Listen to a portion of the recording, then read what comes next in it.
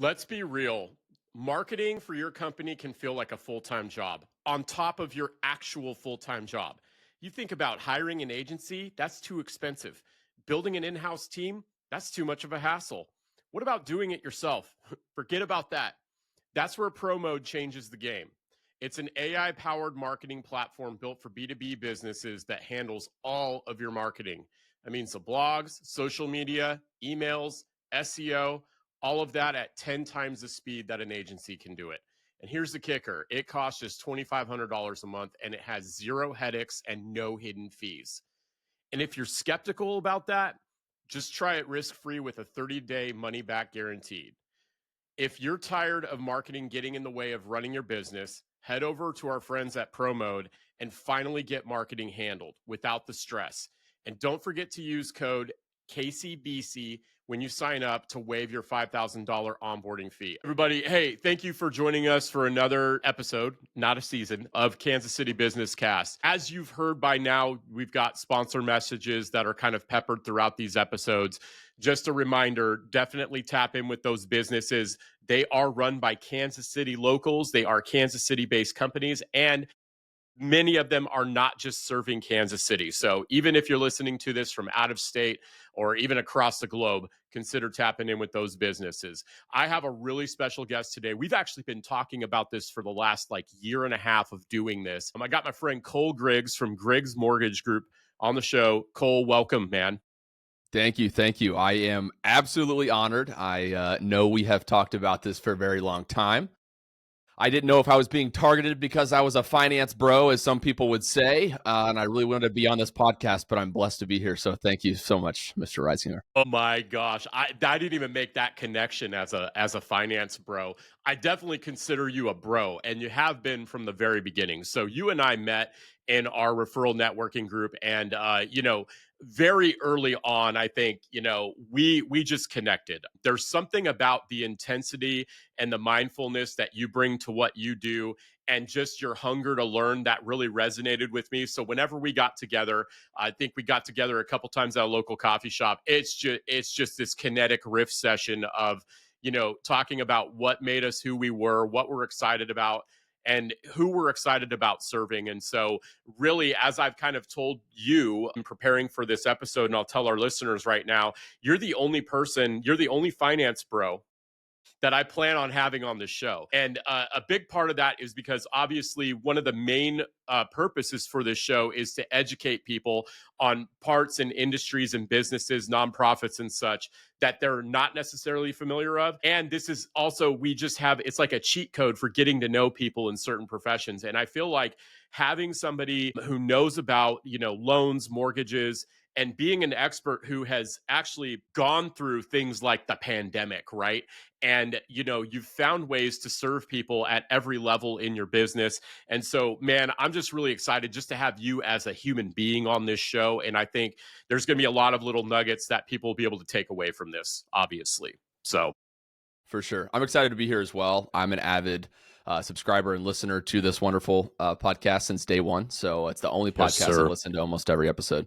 I apologize for the few I haven't listened to, but I will get around to it.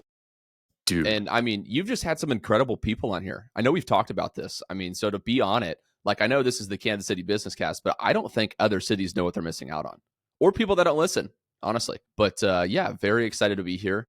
We're going to stay probably a little away from the mortgage stuff and talk about more or less, just relationships in general, just because. Absolutely. Michael's one of those people in my life that, we could probably do this for 3 hours. We're going to have to keep it to a minimum. So Absolutely. So, brother, as part of, this season and us being like legit and having sponsors now, we have a local Kansas City business that has offered to give a gift to all of our guests for season 5. So you're part of that sort of cadre that we've got. And since you've been listening from the beginning, you know how big of a deal this is, right? To have the 3 Awesome. sponsors for the season. But as part of you being on the show today and a thanks from us and Black Drip Coffee, you are going to get a free bag of their Renegade blend. Okay. So I don't know. Have you drank Black Drip Coffee yet? Like any of their cold No, brew? no, I have Dude, not. But that so is, so yeah. good, bro. Yeah, I've been trying to we're not gonna talk about the businesses, the massive conglomerate, and give them any benefit here. But I'm trying to stop drinking that stuff. Mm-hmm. And hey, shout out local businesses here. Black Absolutely. Dog Coffee. Yeah, buddy. Yeah, buddy. So we'll Hey, that's where we met. Shout out to yeah, Black Dog. absolutely, man. So yeah, I'll get you all the information you need. We'll get you that bag sent out to you, and definitely can't recommend them enough. Since you're a listener too. You remember Sharon Thompson? He came on the Yes. show in season 1, and everything that they're doing for local businesses through Porterhouse KC and raising up future generations of entrepreneurs is amazing, man. Let's just do a quick introduction here of what you do with Griggs Mortgage Group. I'd love to know like what got you into it and why you keep doing it as well, and then we'll kind of pivot to who you are, talk about sales, all the things that you've learned in your time. Yeah, for sure. So I got into this, honestly, it's kind of a wild story, but this is a podcast, so we could take a little bit of time here. So I randomly picked up golf after high school. It was one of those things that kind of just, you never can beat it. And anybody that listens that's a golfer understands it, right? You could be the best in the world, but you'll always have your days that just set you back and make you realize that like you're a human. And it was one of those things that I just loved, and my brain would just be able to shut off and just sit there and do something over and over and over again. I kind of felt a little psychotic, but it's amazing. I went to Baker on a golf scholarship after playing for a year and a half. Very blessed to be able to catch the game very, I guess quickly enough to be able to go there, and met some absolutely incredible people. And one of those people, his name's Michael Seacrest. He's an awesome dude, great friend of mine. And his father, Jim Seacrest, would just, come into his house for dinner, playing golf. He's also one of the best golfers I know and never practices, and it utterly frustrates me. And I just, knew them for a long time, and I transferred out of Baker and ended up going to Kansas State University and kind of started the business stuff over there, and then ended up suffering a pretty bad concussion and ended up not finishing at K-State. So his dad reached out to me as I reached out to him for some mentoring advice, if you will, and basically give me an ultimatum of, you're either going back to school at Baker with my son because, we were great friends, and when you lose a good homie, it kind of hurts a little bit, or you're going to come work for me. And it was right prior to COVID, actually, which obviously everyone knows the interest rates and the mortgage bits and stuff like that just went absolutely insane rates wise. So I picked the latter. I mean, I was like, if you're not going to pay for my school, then I guess I'm going to come work for you. And the rest is history. I mean, I owe that man everything. I tell people that all the time. He's an incredible human, great soul, and very organized, to a point to where I'd actually piss him off quite a bit. If I did or said anything that was incorrect, or if I was on my phone around him. He's just taught me a lot of life skills, to be honest with you, Michael. So that's what got me started. And I just took everything that he did correctly, just try to add it into my own little, I guess, piece of pie, if you will, and just started meeting people and connecting. And we'll talk about this later, I kind of like to do business a little bit differently, just to, one, stand out a little bit, and two, just to be a human. So that's something that I, kind of pride myself on, but I take a lot of what he did and turned it into, what I do today. Absolutely. So yeah, I love the genesis of how you got into this field. Very curious. What keeps you going, man? I've noticed a genuine enthusiasm for this work, which I feel like is very central. But like, what keeps you going in this field and progressing and finding ways to grow and learn? Because I think it's amazing that you've found your calling, at least for right now, right? In the grand scheme of your life, like we don't know where you'll be in 10, 20, 30 years, but like right now, this feels like you're locked TF in, as the kids say. And what kind of keeps you going and steamrolling, man? Honestly, stuff like this. So being able to just meet like-minded individuals. I know we'll talk about that term probably here in a little bit, but just like being able to surround myself with other successful entrepreneurs. And, this is probably the hard part of like, Michael and I used to talk about like, why am I on this podcast, or why I wasn't on it originally? And to me, it was more or less, I'm not an entrepreneur, but I kind of am, right? I carry all of the same things. People work with me to want to work with me, not to work with the bank or the lender or the association you're with. And every successful lender, or anything really, and that matter of fact, people work with you to work with you. So why I keep going, this job has never felt like a job to me. That's the biggest thing that I feel like is different. So like every day I wake up, I mean, people have to have a home, like shelter, right? That's just one of the basic necessities. Now, granted, not everybody can afford a home right now. I understand that. It's very tough. But my job is to do everything I can. And if you can't do it right now, teach you how to do it in the future. And that is part of the reason why I keep going. And I have a lot of fun stories we can get into about this stuff. But, like at my company 2 years ago, I did the biggest loan in the company and the smallest loan in the company. So, we both sides, no matter who you are, I just love getting to know people's stories. And to be honest, now that I'm talking out loud, I think it's just the story of other people, because you get to know people and it's very personal. And everyone in this business that's not successful is transactional. And I think we've talked about this in all different businesses, but if you're not seeing success, you're not building relationships. It's a transaction. So as soon as it's done, you forget about them. It goes in the back burner. And then, you one day you're like, oh my goodness, I wonder what they're up to. No, they should be your friends. And I tell people that if you don't want me calling you, texting you, writing you birthday cards, sending you stuff in the mail, then we probably shouldn't do business together, because that's not what I'm after. And I think that's what keeps me going, is just building a big snowball that keeps rolling down the hill. Absolutely, man. I mean, I love that. And no one said that on the show yet, too, that the most unsuccessful people are those who are transactional. And I think you and I actually talked about this at one point. We were talking over coffee, and we came to this agreement that every business is it's about the business, but everybody is in the people business, no matter what you do, right? Yeah, And for I sure. think we broke it down. We were like, even if you run a factory, or if you run, manufacturing, and you never see your customer, even if you are like, 2 or 3 or 4 points of interest removed from the person who gets the product, like you're in business, you're able to provide a service and all that, because people need what you give them, right? And I love that you're able to call that out. You talked about, like, you had the biggest loan in the company, you had the smallest loan in the company. What are some of your favorite moments helping people get their dream home, or the home for right then and there? What types of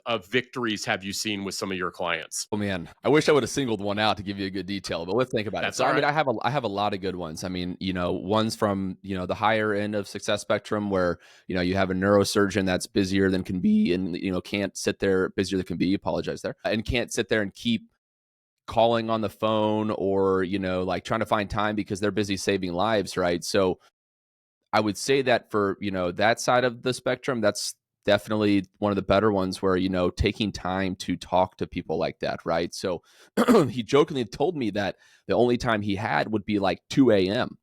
And I'm like, cool, we'll call you at 2 a.m. And he's like, seriously? I'm like, yeah, if that's your lunchtime, then I'll call you. I mean, if you're trying to sleep during the day, I mean, I don't need you in there, trying to dissect people, and I have to wake you up at like 1 p.m. because you're supposed to be sleeping. So yeah, I mean, I had that phone call at 2 a.m. and that person refers me more people than anybody else, I believe, to this day. Wow. And it's just because, you just got to take the time. Sometimes it's a little ridiculous, and I don't recommend, 2 a.m. if you have, kids, family, that kind of stuff. I don't have any children yet, so I was able to, get out of bed, make some time, and have a conversation with that person. Kept it very short and simple, and it was amazing. But my favorite story of all time is always going to be the people that have been denied by other lenders, right? So I had a wonderful family. They were on Section 8 housing. Rates were low at the time. Everyone told them no due to credit score, due to job situations, and all of that. And it blew my mind, because honestly, Michael, this was one of the easiest loans I've ever done. All it took was a little bit of time and effort. The credit score is low. Well, we can teach you how to get your credit score up. There are many ways to do that very quickly, and sometimes it does take longer, right? There's, credit score scenarios out there, different tools, companies, people we recommend, family that can put you on their credit card to give you a higher limit. Like, there's so many things to improve your credit score that people don't teach you about. It's definitely not a high school class. Mm-mm. And this family, I was like, can we do 3 more months and a short-term rental or family or something? They did not want to, but they did. They slept in, parents' basement for, I think it was like 4.5 months. And we just worked on their credit score. You guys got to be, saving cash, stacking cash, doing as much as you can to have a better down payment and help pay some of this debt off. Well, 6 months later, after finding a home and all of that stuff, I've never really shed tears at a closing table. And that was the one where you're like trying to hold back because they're crying, they have a home, their family now is able to have something that is theirs. And, there's just something about like having your own property, right? Like Absolutely. the memories that will be created there and all of that stuff. And the best part about it is that story in general is that was in the beginning of my career. So I took so many key things from that to keep going in the future. Because sure, I mean, the numbers from today compared to where they used to be, I mean, what I did in my first year almost is what I'll do in a month now, right? So it's really changed, but that aspect of caring about people never will. You get to seek out ways to be able to tell people and maybe some other unique, strategies and stuff like that to get into homes. But there's always a way to end something, even if they can't get into a home. So whether it's giving them a success plan to move forward in the future, or, hey, this is going to be tough, but ABC, XYZ, and you'll be there. There's a way for someone to buy a house. It might take a while, but there's always a way. And if you spend the time with people and give them that way or, strategy or whatever you want to call it, some sort of map, they will always call you back in the end. And I might not be the best fit for them after they come back, but at least I took the time in the future because so many people give up because they don't start or they start with the wrong person. Absolutely, man. Gosh, I just, it's funny when I get into these podcast interviews, I always have these confirmational moments literally with every guest where I go, this is why they're on the show. This is why I call them my friend. And this is why next time I need their services, they're going to be the first time that I call. And, for someone to, and this is why, like, I'm just going to talk about age real quick too, for like someone your age. And I know I'm not the only person that's probably told you this, but like, you are so beyond your years, brother, in Appreciate terms you. of the way you care for people, how selfless you are with what you do. I mean, you literally just said too, like sitting there with that family for months while they built their credit and just checking in on them. You know how many times I've been written off by professionals because I couldn't buy from them at that time, or they couldn't help me right now. And Yep. so they just kind of snapped their fingers and discarded me literally like trash. Right. And I've never, well, I guess I could say I have forgotten about those people because the Yeah. memories of the people like you and what you did for that family, they have far overshadowed that. Like I remember when my wife and I just got to Kansas and we were, we had paid off some debt and things like that, but we were looking for a house. This is in 2015. Yeah. Good time to buy back then, huh? Oh my gosh. Well, it was actually a brutal process too. Like, we looked at like, 45 different houses, but like I was so glad, so thankful that we had the people we were working with because they treated us good like that, right? And all that to say, like let's this is kind of a good natural segue too about the relationships, right? And how you Yeah. built that. And you talked about your first year. And you had confessed like in the past, like you read a lot of business books and sales books. And I think you described it as robotic. Like you were trying to maybe do what they were saying in the book and you learned how to build this organic business for yourself. What would you say to people who maybe this is catching their ears at the right time and, they're trying to accept advice from all these real estate moguls and it doesn't seem to be working for them? Yeah, for sure. So, first and foremost, I want to take a second to thank you. I appreciate the age thing, and I'll talk about that later because I Please, really did yes. struggle with that. So let's bring that back up. Yep. But being robotic was a huge thing for me in the beginning, right? So I read all of the books, and what finally opened my eyes, right? You sit there and you read all these different sales books, and there's so many of them, the self-help, the sales books, and all of that. You can read every book out there and never improve. If you're not taking small steps and taking pieces out of it to add to your own story and your own, ability to sell, then you're never going to get anywhere. So like I would watch and spend money on the, buy my sales course and you're going to start closing 10x more deals, right? Like, sure, everyone has good things to say. Everyone does. You have great sales things to say. you're just an awesome person, right? I mean, every good Thanks, person bro. that's a good person is able to close deals. But I just look at it a little bit differently. What happened to me is, I was very young at the time I got in this industry when I was 20 years old, which is crazy to think about. And the average age is 56, which again, we'll go back to that. Yeah.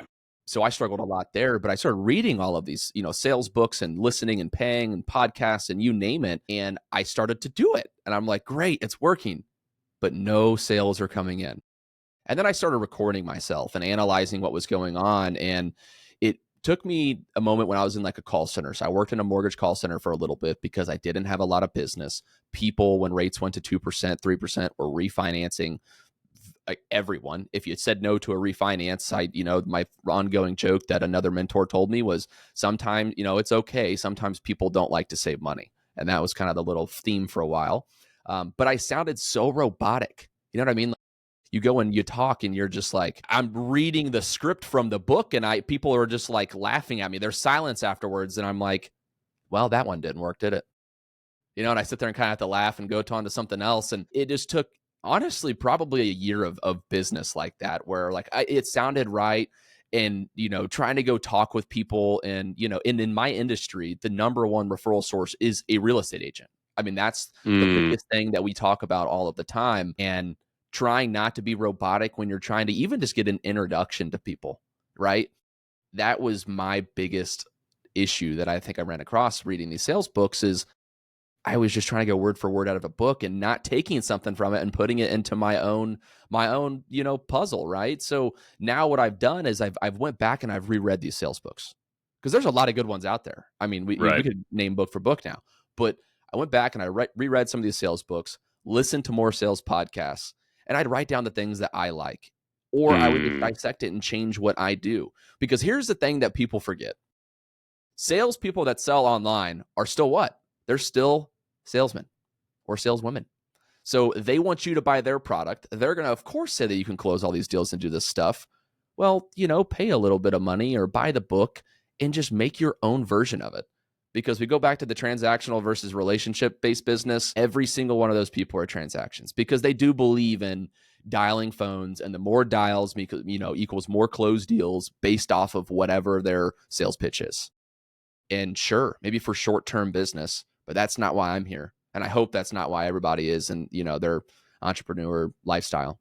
It's a long-term business, building your brand and hoping that it lasts. Not hoping, it will last if you're doing it correctly, forever. Absolutely.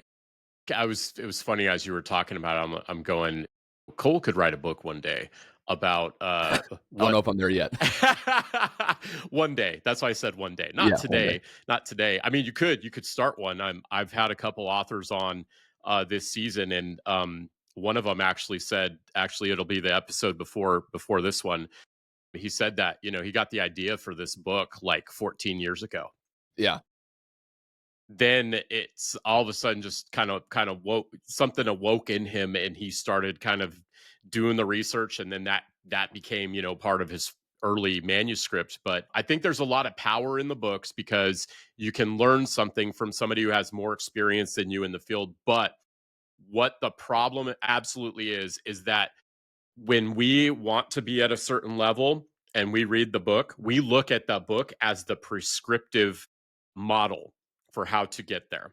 And this happened with me with Extreme Ownership by Jocko Willink, the first one. Okay. I read that book, and because I have a really intense, extreme personality, I looked at that and I was like, this is the way.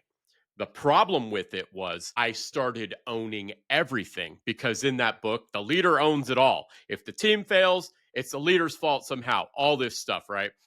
I start realizing how, man, this is not working out. Why is this not working out? I was in a leadership role or I was in a senior role. I went back to that book often. They wrote the follow-up, The Dichotomy of Leadership, and it was almost like a corrective action so that they could say that sometimes you got to be extreme, but sometimes you got to pull back. Sometimes you got to have the conversation. Sometimes you need to not. Sometimes you need to stop giving advice and then let them kind of like learn the lesson on their own, right? And it's so funny how we can get obsessed with the information And I feel like, maybe this is accurate, but you seem like a dude who loves learning. I love learning, right? We have that strength. And that's one of those things like you learn over time, make it your own, right? Or figure it Yeah. out. What can I apply to this?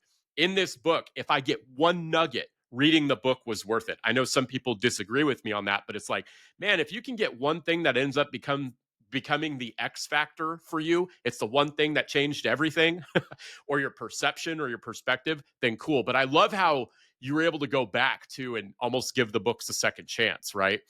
Um, that's tremendous. In Kansas City business owners making 100,000 a year or more. Let's talk about your finances. They could be a mess, and that could cost you big, right? Are you wasting hours in QuickBooks? Are you misclassifying transactions? Are you making tax mistakes? Obviously, that's all money down the drain, or worse, an IRS fine. Silverstone Bookkeeping has helped 50 plus businesses clean up their books fast. Now, for a limited time, they're offering a QuickBooks diagnostic review and tax saving session for just $150. That's usually a $500 value. Within 48 hours, they'll flag 8 to 25 key fixes and uncover potential tax savings for your business. Give them a call at 913-732-4151 or visit silverstonebookkeeping.com now. Well, let me ask you this, because you're like a really motivated guy. Like, who does motivate you these days? You talk about going back to the books. Like, how do you kind of keep your iron sharp? How do you sharpen your skills and make sure you're on the cutting edge and you keep learning?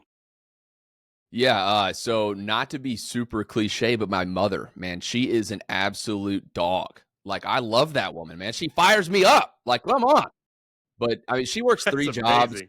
She's in the medical industry, and she never stops. Now, granted, she's also taught me that you have to take time for yourself and relax. I got pretty burnt out a year ago, right? We could go into that later if you'd like, but Yeah.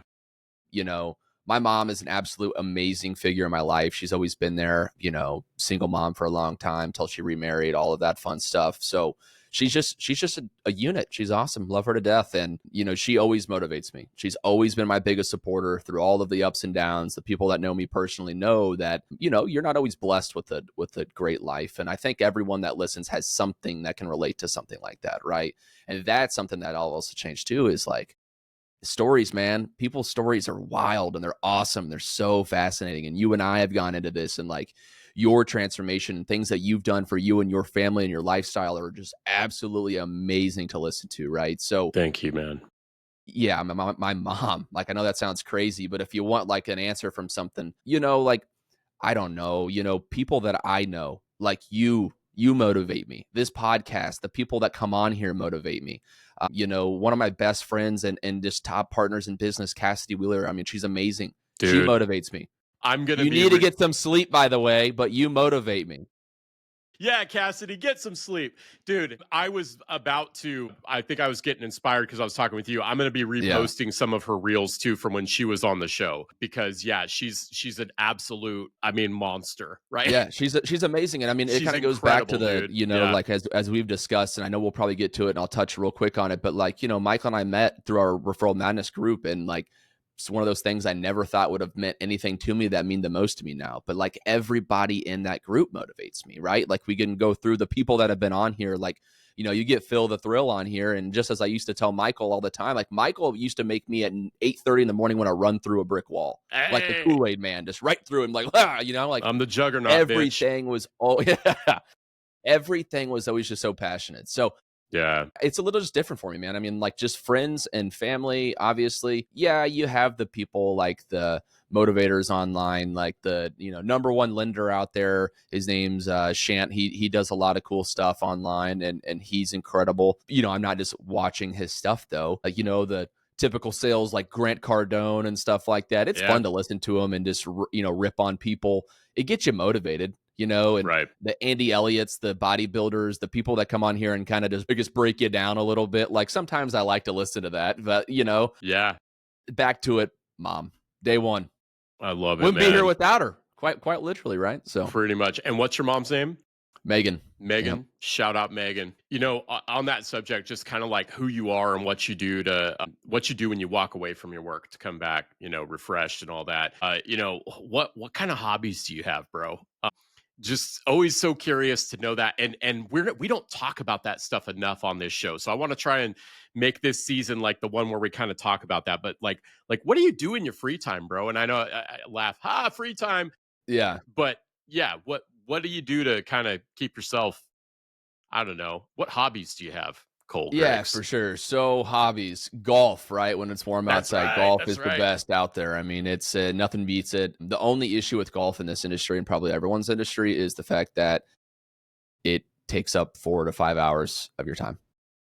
So if you're It out truly there is not the and you most need to efficient be game, talking bro. to clients and stuff, it's very tough.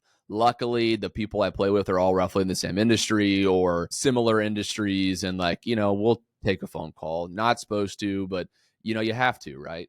Sadly, due to how busy life is getting, both personally and professionally, golf has taken its, step back a little bit. But anytime I can get out, I always will. Other hobbies, let's see.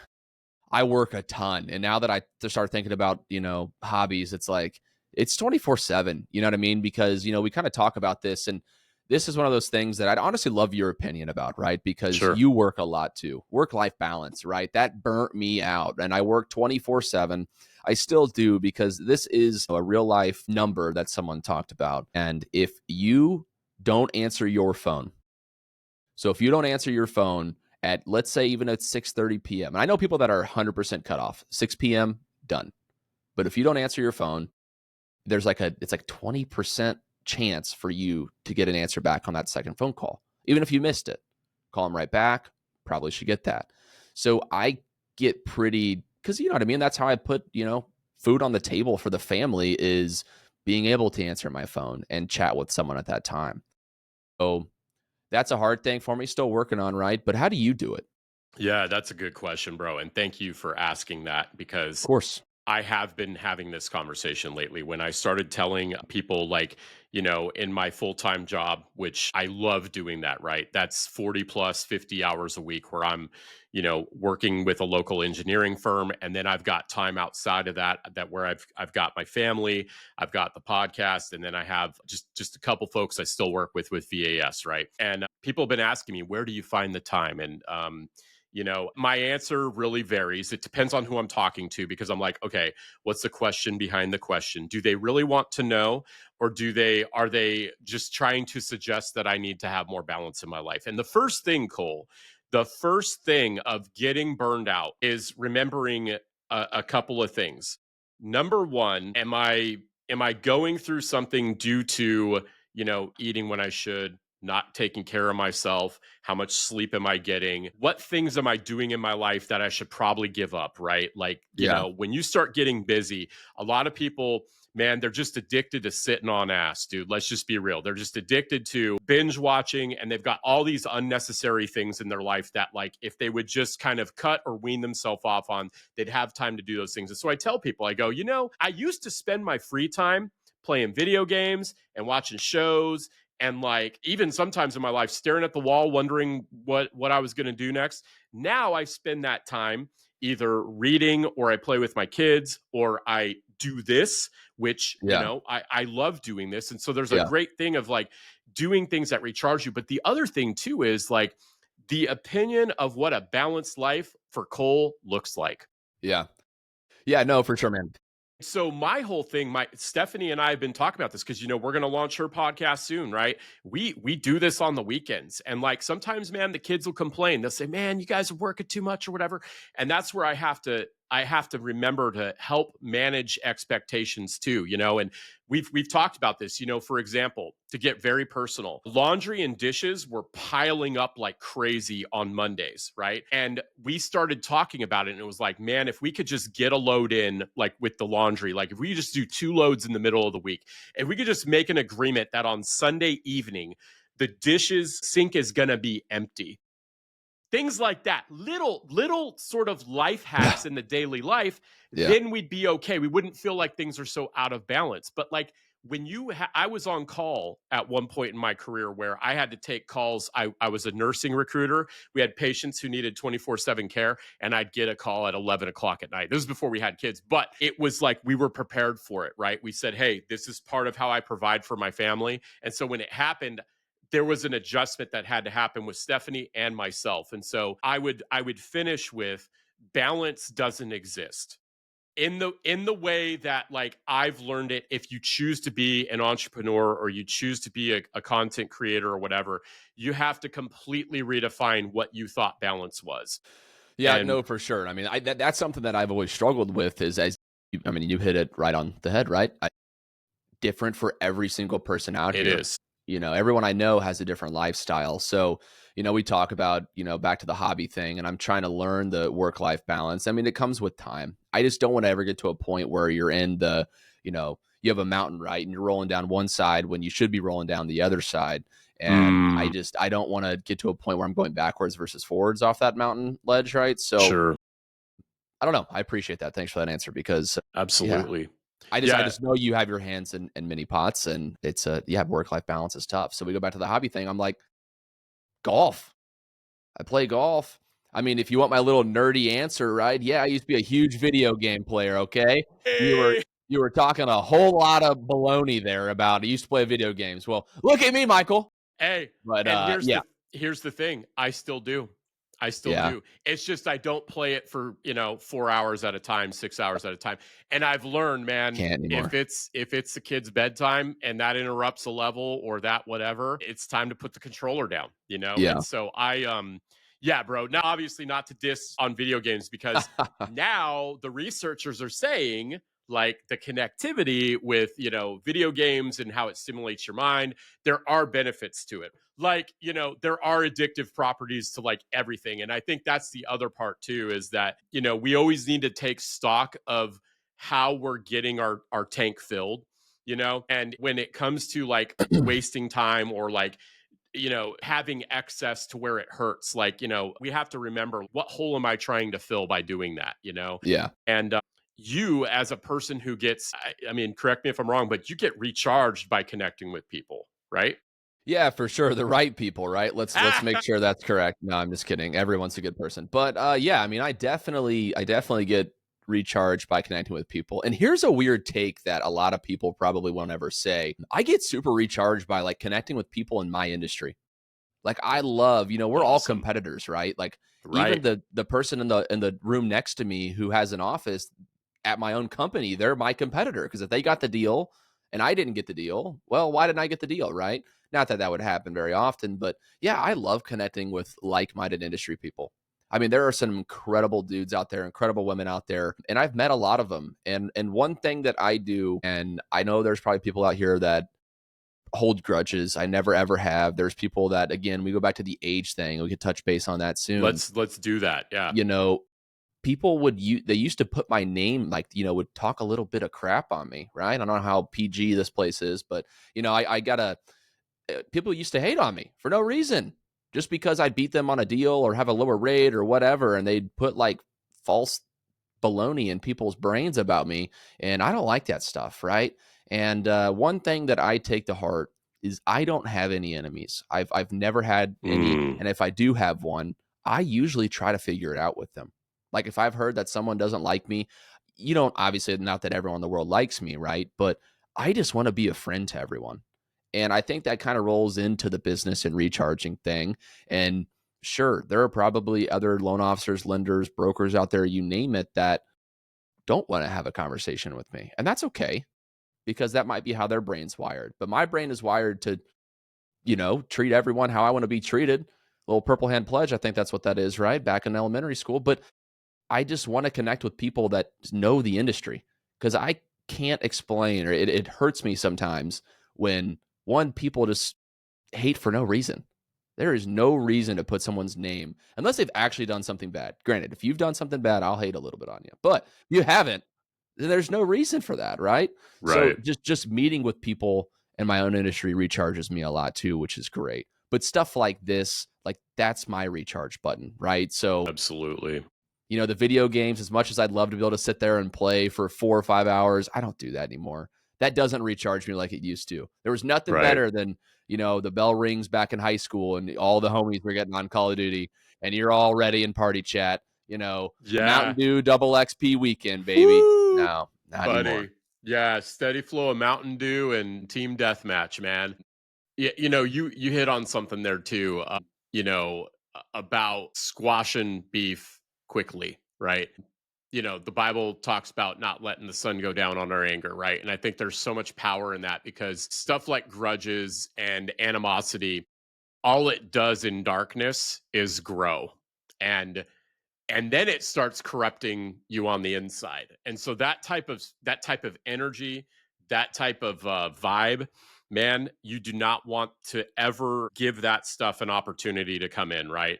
And so I appreciate you saying that and calling that out, because especially in the world of entrepreneurship, right? Like there is Yeah. there is a more of that than we want to admit, because people are competitive, because folks, it's very personal. They say, don't take it personal. There's separate your personal stuff and business. It's like all business is personal. Like it truly is, because Yeah, you're putting your 100%. heart and soul into it.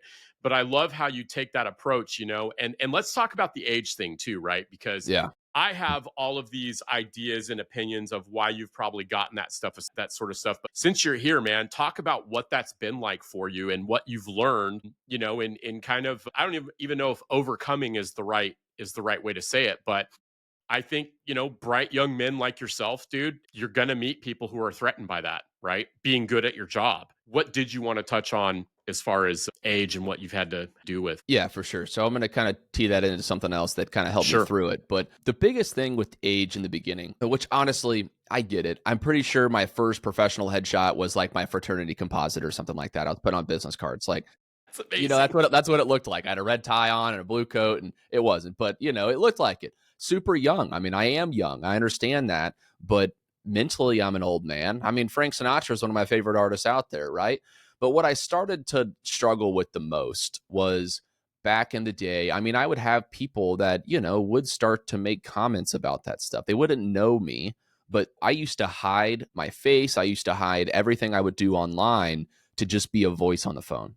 Because sure, you could be 70 years old and still sound like you're 20, right? Like that's kind of what I started to do to kind of get over through it. But yeah, I mean, I remember it was actually one of my biggest closings ever. It was a internal lead, and I don't remember how this guy got my name. I think it was just through the bank at the time, but he was a physician, and I went to his office to do the signing because he was mid-surgery. It was actually the craziest thing I've ever seen. Surgery down, scrubs out, signed all of the loan documents in like 15 minutes. Normally this takes like 30 minutes or something, right? If you want to look through them. And then back to scrubbing in and back to another surgery. Like that was the window we had. And that kind of changed me because he did mention something about my age. And he's like, you look like my 6th grade son. And I'm like, is that a compliment or what? And he's like, well, you just handled one of my biggest assets, right? So I guess take it as you will, and walks out. And I'm like, I just kind of sat on that for a long time. And then, he always calls me back. And again, it's one of my biggest referral, partner people today. Like he owns, Wow. a couple practices, and was just kind of like, hey, it was the fact that he didn't know the entire time. So, when I talk about the age stuff, if you are new in the business, right, and you're taking any sort of nuggets from this entire thing, all I can say is if you're young, you're new, age does not matter. It's never mattered. If you're a professional and you care about people, that'll go miles down the road versus caring about age. Now, granted, you might have to do what I did and, hide via phone for a little bit until you can look a little bit older. Oh, but hey, guess what? When I'm 55 years old and I look 30, I'm going to be really excited. But it took a lot out Absolutely. of me, man. Honestly, it took a lot out of me because it was multiple people would say stuff, and whether it's friends, family, just saying like, hey, you look young, whatever, do this, do that. Like, who cares? As you said in the beginning, if I'm a lot older than I actually am, so be it. But people don't talk about age anymore. And I think Hmm. success drives age completely out of the picture. And treating people right drives age out of the picture, right? If you know what you're talking about, you're an expert in your field, and you just treat people, again, how they want to be treated, they don't care about your age.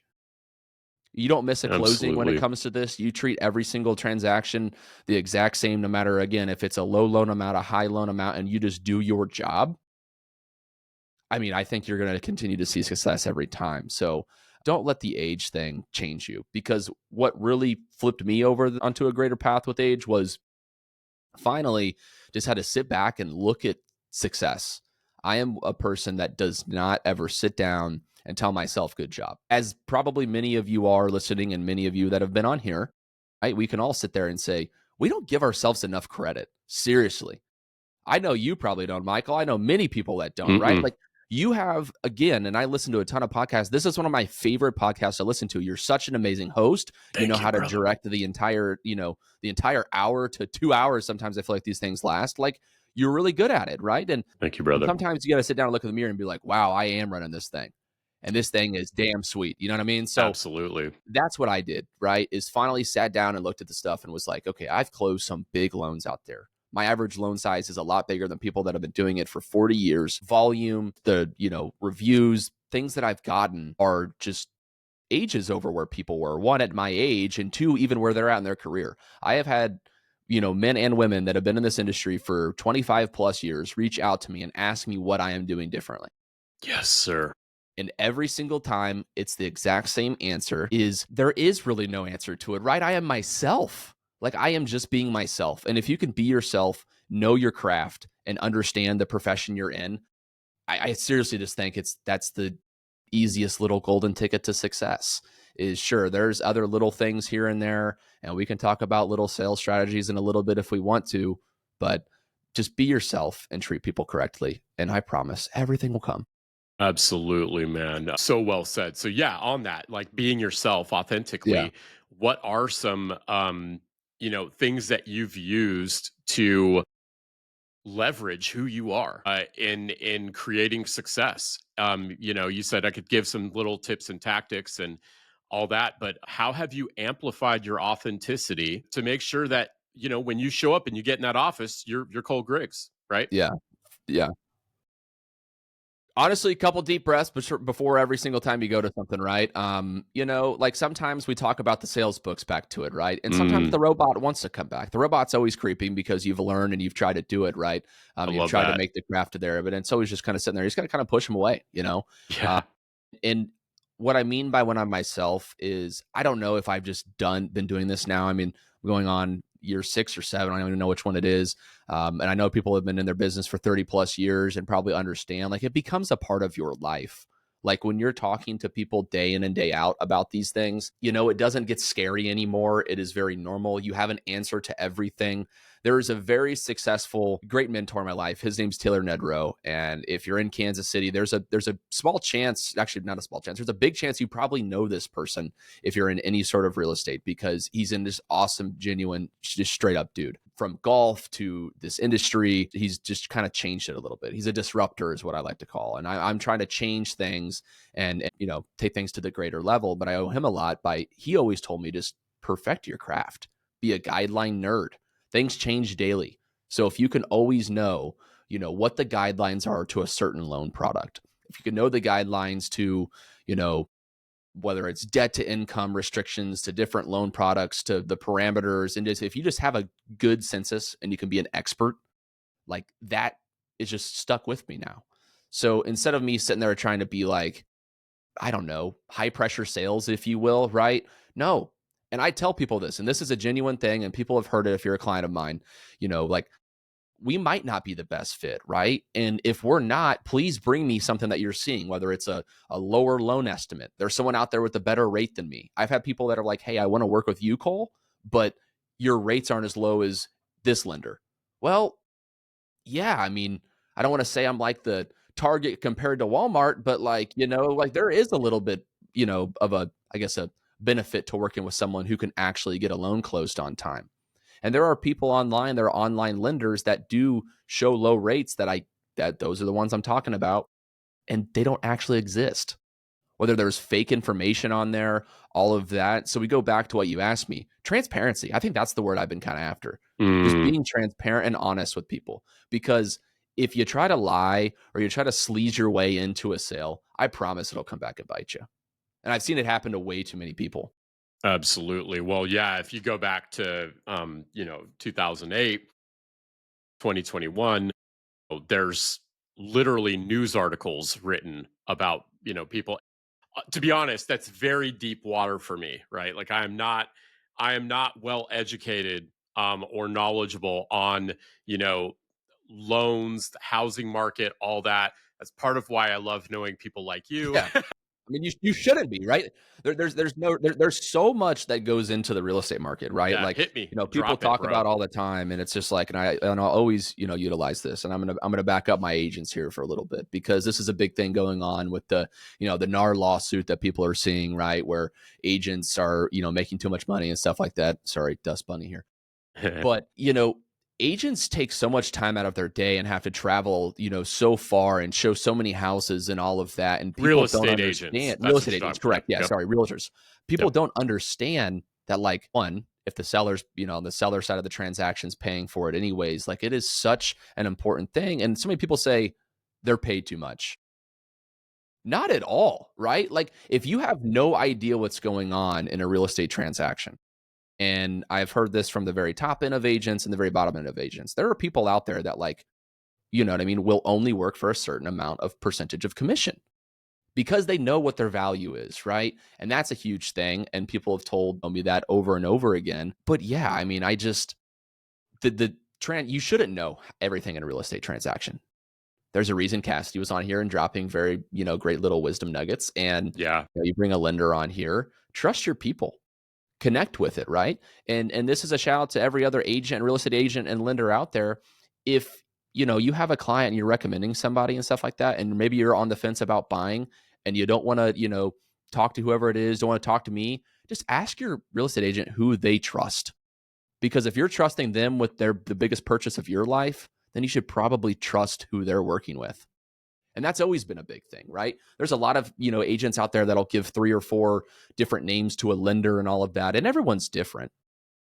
Everyone's different. But who do they actually trust? And if they give you a name, then call that person and trust them because you're trusting them. I don't know. Yeah. Absolutely, dude. So well said, man. It's amazing because I mean, I'll get the benefit of editing this, going through it, and I'm going to listen to this at least 2 or 3 more times. And I I'm just blown away by some of the revelations that I get, and then one that I just got from you just now, and it's something that I've sort of a reminder back to something that I've told people before is that I have a bullpen of people in my life. Yeah. And, this bullpen, I'll start with healthcare right off the bat, right? Like, so like I have my primary care physician, and then I've got, a person that I work with, on my diet. I have a place that I frequent for my fitness, my wife being very well connected in the mental health space. She's got a specialist for everything, right? And if we then zoom out and we talk about, hey, well, when you have kids, like if they struggle with math or reading or whatever, who's going to be in your bullpen? Their Yeah. teachers are absolutely part of their bullpen. But when your kids need something, or like right now, one of my kids is taking piano lessons, right?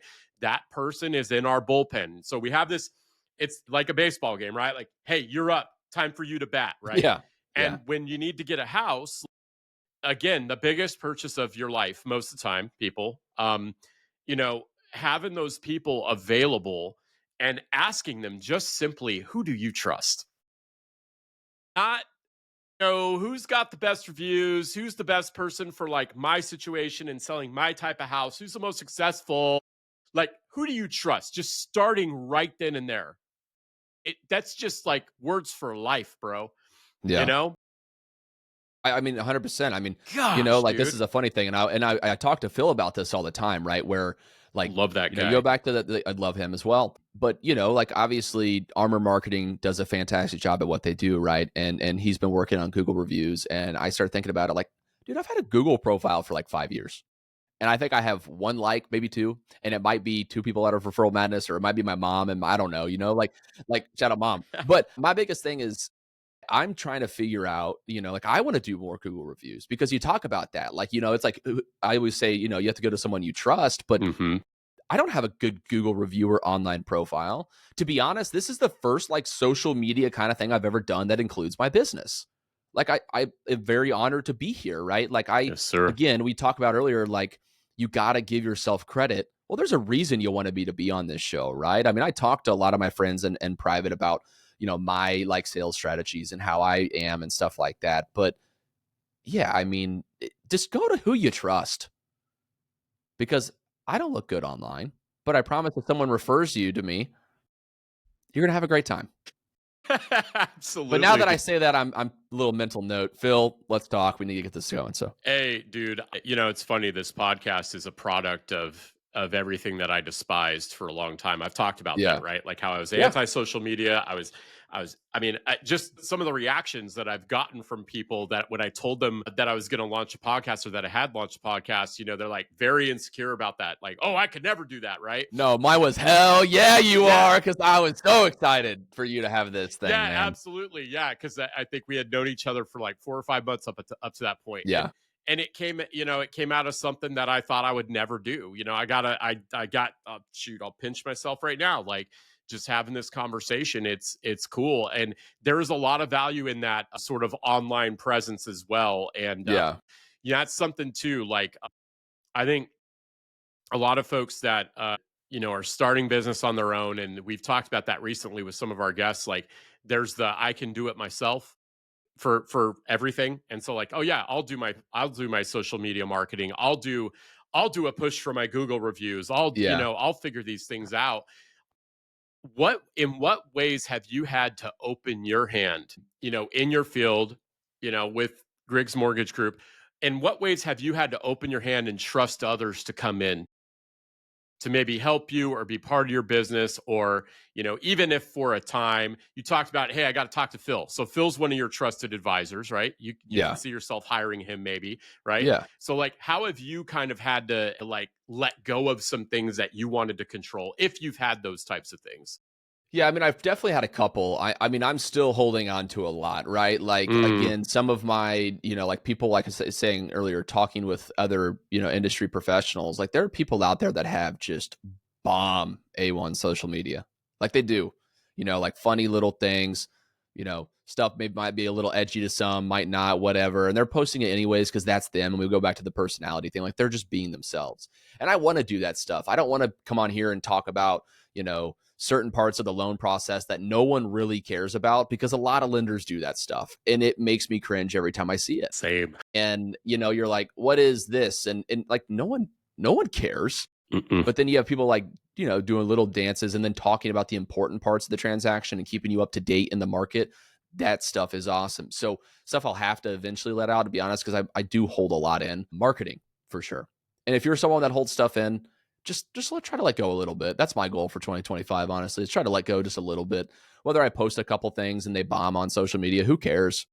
I tried, right? And Absolutely. Phil's not going to put something bad out there because he's great, right? So whatever, it'll work out. Yeah. I'm trying to think. I guess really it would be stuff on my team, right? So like people that work in my team process. I am a very hands-on person because I don't like to delegate and I don't like to let go of the process itself. Because if something was to ever mess up, it's always on me. So I wanted to do everything. So I think the biggest thing is when you start to hire employees and people that are on your team and working for you, just being able to trust them. Trust seems to be a big word here today, but being Yeah. able to trust them with these kind of, the tasks that you don't want, not necessarily don't want to do, but free you up to bring in more business to keep you rolling, right? So that's probably the biggest thing I've had to let go, is very important parts of the transaction that I like to talk to the borrower about or my client. But Absolutely. now I have an incredible, person that is able to do those things and is also very bubbly, bright, and fun. And honestly, she sounds better on the phone than I do, right? So yeah, I Yeah. mean, that's probably the biggest thing, but I'm definitely working on stuff. There's a lot Yeah, to let go dude. of for sure. You know, our guest that I had earlier this week wrote a book. Shoot, I'll just name drop him because by the time this episode drops, we will have released Adam's Yeah, episode. But it's called Luck by Design. Adam is actually going to be giving me some books. I will give you a copy of I this would love book one. because I think it is so good. I told him on the show that I the last time I read a book like that was Annie Duke's Thinking in Bets, which came up in our group many times. Corey Finley's a huge fan of that book as well. Adam said on the show, he said, I asked him, how'd you scale, your company? And he said, I had to realize that there are people, like there are things I hate doing. And out there is somebody that loves doing the things I hate. And Yeah. and That's incredible. And he gave an example, and it was a banger. It's probably going to be a reel for his episode, and it's funny because we're talking about it now. By the time this drops, it will have It'll already be out. It'll be the one right before you. So you got a great primer coming up before your episode, great, bro. Hey, you're gonna thanks, Adam, for making my episode. You're gonna love it. You're gonna love the book. I'm gonna be meeting up with him. We're gonna be coordinating some things, but dude, like, it is so important. Like, I love how your goal is in 2025. I'm gonna let some things. I'm gonna give hand some things off, whatever it is, right? Having that goal and saying, by the end of the year, there's a couple things I'm going to have to at least let go of one, or give somebody an opportunity so that I can learn what was it like? How much time did that free up for me? What did I learn by teaching them how to do it properly? Correct. And what are we still working on? Because, we've had people on this show that have talked about, hey, I hired my first employee and I realized there was no way to train my employees. So then I started figuring out how to train people and how to get the things in my head, because that's the other thing that we do, right, Cole, is like, we're really good at what we do. Some of the stuff we're so good at, but if you asked us to explain it to somebody that wanted to learn, we couldn't do it. We would probably give them all of our little tricks and things like that. But like, to explain it to somebody being at their learner's level, that's hard to do. And that's a challenge. And the way to get better at that is to actually practice doing that. And there's no way to do it other than like real life, right? So, gosh, dude, this has been such a good conversation, man. Is there anything that we didn't discuss or that you feel is like paramount? I've been kind of going through my notes. I think we covered many of the high points, but like, anything that you wanted to kind of, sign off on, or kind of bookend this episode with? Yeah, for sure, man. And of course, always appreciate the time. And I would love to come back for a part 2, by the way. I would love to have you back. I will have you back, sir. Let's do it. But all right. So one thing that I actually brought this up the other day, I was out with Phil, and I didn't know this was as cool as it was. Honestly, I just kind of said, we go back to the robotic thing, right? This is a little sales tip for people out there. That's worked for me in building relationships, because at the end of the day, the more people you connect with, the more people you network and build a relationship with, the more opportunities you will ever have. There is not anybody out there that can tell you differently, because that's just how it works. The more people you know, the more opportunities that come. What I have started to do is we're in a group, Referral Madness, how I met Michael. I've met a lot of people that I love, like, know, and trust. I stopped using the word refer. Like, obviously, it's a great word for what it is. You understand what it is. But to me, at the end of a successful transaction, what I have changed is, instead of me asking for them to refer me to someone, that is an absolute sales guard, 100%. It just puts this wall up right away, like, oh, there's some business out there. Or you want to connect with, this is for anyone out there. You want to connect with someone and they're like, oh, can you refer me to Michael? Can you refer me to Adam?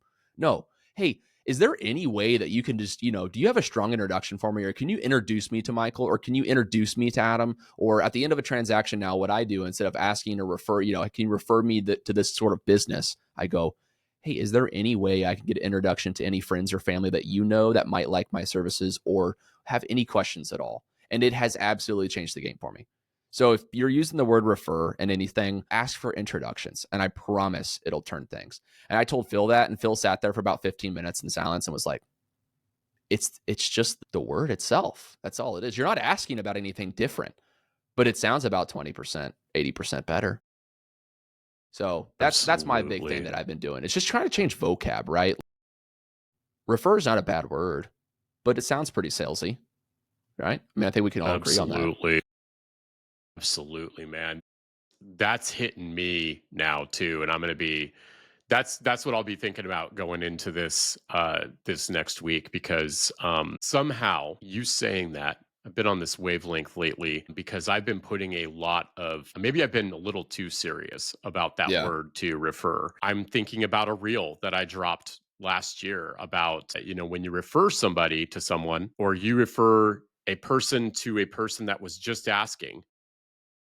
For me, there's this expectation that, okay, you asked me to refer somebody to you. Yeah. I gave you a heads up. They shot you a message and you didn't respond, or you didn't do it quick enough. And I thought about that and I go, that's really unfair of me to put that on my friends who I will refer, because I now know so many business owners, right? Yeah, So many for business sure. owners who are, I'm referring people to them. And I've been kind of wrestling with that, like my own expectations, bro. So it's funny. I'm telling you and, everybody that listens to the show right now, something I'm being vulnerable here, Yeah. that maybe referral, yeah, is almost a sort of another path off of your line of thinking there of, talking about introductions. Like I should just switch it to, how about I introduce you to this person, and then And it is you the you easiest. decide if something's going to come out of that. Sorry, go ahead. 100%. And it's the easiest like let down of the guard ever, right? So like what I've been starting to do recently is, like, and I'll just kind of give you in my industry, what is a struggle, right? In my industry, it's meeting other real estate agents. Every lender that listens to this, not that there will be many, but if there is one, they understand that when you're trying to get the number one referral source, which is a real estate agent, it is so hard to get in front of them. So I Hmm. don't like to chase real estate agents. I never have. I want someone to work with me because they know and have been introduced to me from somebody else. So a good friend of mine owns a media company here in Kansas City. He flies a lot of residential, drones, inside, outside pictures, all of that stuff. And what we've started to change is, hey, like if you do it, like, he would always ask the agent, like the real estate agent, this, transaction that he's with, do you do more buys or do you do more sells? So listings, or do you have more buyers? And if it's more buyers, then he's like, I would love to introduce you to my friend Cole. He's an investor in my company. He's a great person. And whether you guys do business or not, I think he's a great person you should know. And that is one more great person I know in my now referral source, right? Or my referral network. So it takes down this guard. And then especially if you could take it one step further when you're introducing people and put them into a group chat, right? Being like, hey, Michael, I have Cole here because I really think you guys would hit it off. I just wanted to introduce the both of you, see if you both have time to grab a coffee or something. Because everyone knows if I send you someone and they've talked to me, that's immediately going to be some sort of connection. Because I'm not going to just pull from my contact list some random number and say, hey, Michael, I want to introduce you to Susie Joe. No, I'm going to give you something that you're after. So Yeah. introductions, that's a big thing for me. I think I'm going to do a little bit of it at RM as well. But Phil brought it up. And when Phil says something is good, then I'm like, oh, okay. I didn't think it was, and I didn't bring it up. So hopefully someone can take something from it. Absolutely, man. Cole, it has been so good having you on the show, dude, and we will definitely be having you come back, man. I can't wait to get this one out there for everybody. So appreciate you, brother. Dude, I appreciate you so much. First podcast in the books that is live and professional like this. So thank you again. Shout out Black Drip for the coffee. I'm very excited for that. Yeah. Yeah. Shout out to all the viewers and listeners here. Absolutely. All right, everybody. You heard it from the man himself. We've got his socials and ways to contact him in the show notes. Please remember that we are doing this because we want to shine a light on the local heroes in our region that are doing amazing things. Cole is absolutely one of those people. If my word wasn't enough, now you've heard it from the man himself, right? So definitely tap in with what he's doing, and definitely like, subscribe, share, all those things for the show. We thoroughly appreciate your support. Thank you so much.